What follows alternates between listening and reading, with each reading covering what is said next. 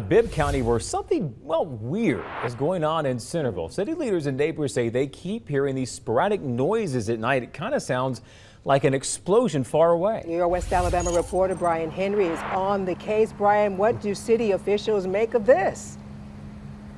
Well, Sarah and Jonathan, Centreville officials say their 911 system started getting calls about strange noises 2 weeks ago, and those phone calls are still coming in.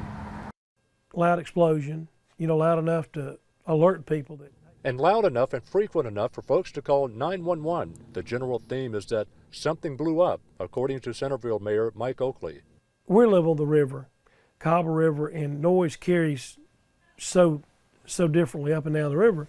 So we started calling friends that lived over where we thought the explosion came from, and they all pushed the sound on farther away.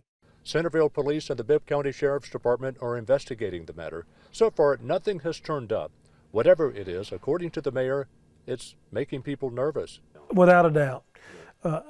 Everybody's kind of on edge when you get around crowds, when there's, the things that are going on. And what we do know is the random explosions are happening at night. What we suspect is that it's some kids playing with something called tannerite, which is legal in Alabama, and legal, not illegal.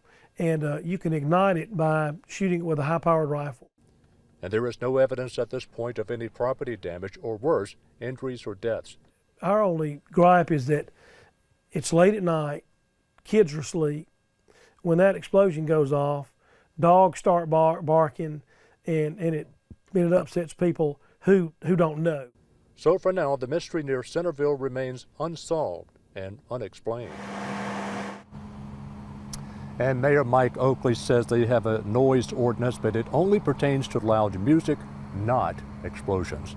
Your reporter in West Alabama, Brian Henry, WBRC 6 News, on your side.